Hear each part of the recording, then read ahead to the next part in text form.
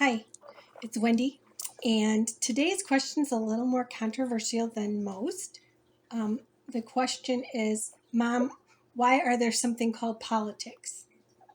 And I usually go off on a diatribe when I am talking to my kids about politics.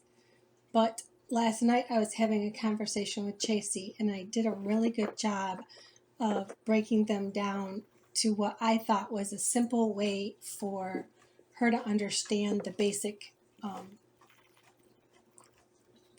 situation that we're having in the country right now.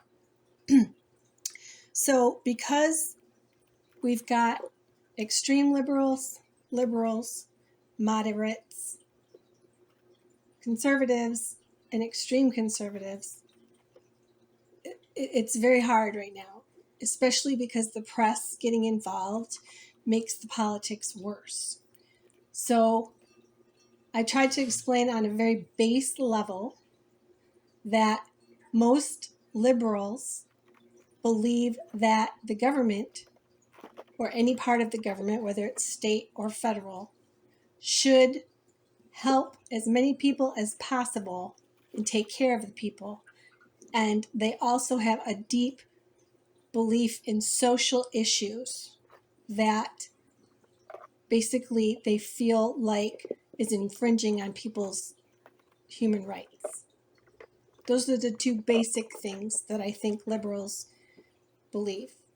I think there's a myriad of spaces in between that, and I think there is so many different versions of what people believe, but on a base level, that's what they believe.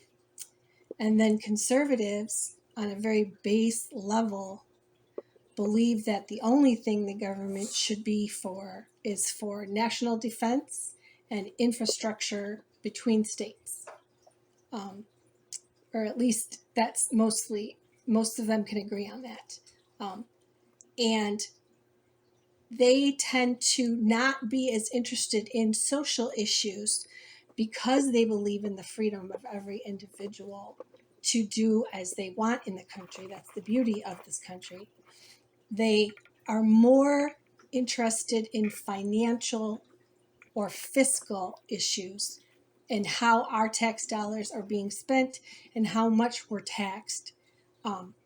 So on a base level, they're both good things. It's just that they're so diametrically opposed to each other.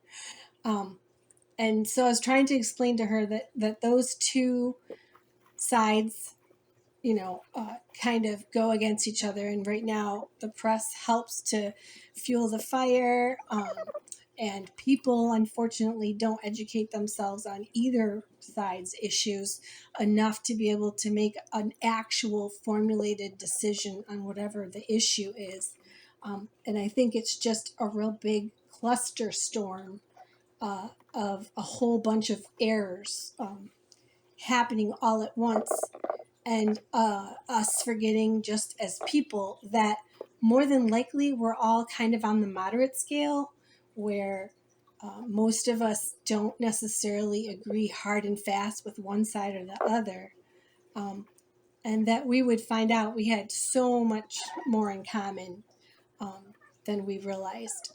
My very close friend at work and I have two opposing political issue parties, and yet we find common ground. We love each other's company. There's so many things that we have in common. It's amazing. And we're constantly educating each other on whatever issue might come up that we talk about. And we're able to have very civil discourse.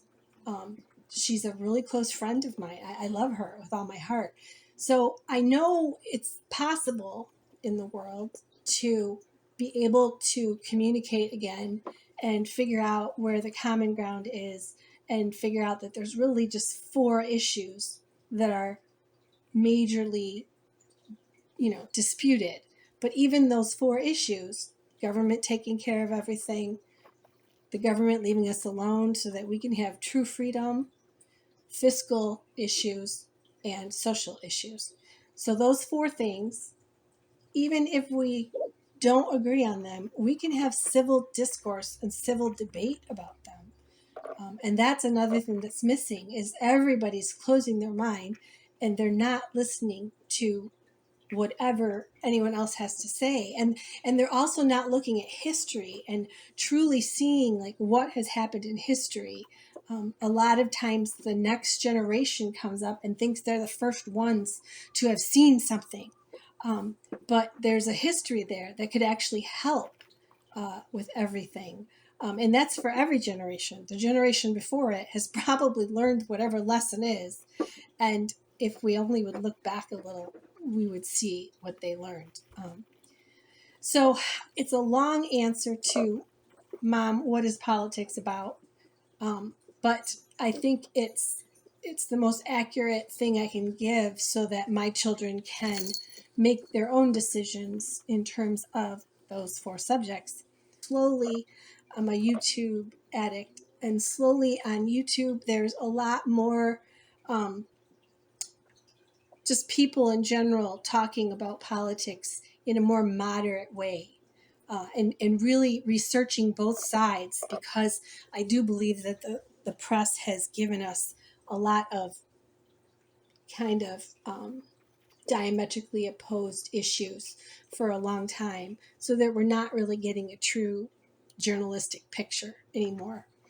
And um, I'm hoping that maybe things like YouTube and other platforms where people are talking about and researching issues on a deeper level for themselves will start to happen more and more, and grassroots maybe will be able to get the message across that there's a lot more moderates than there are extremes, and we can talk. So thank you, and I hope you have a great day. Bye.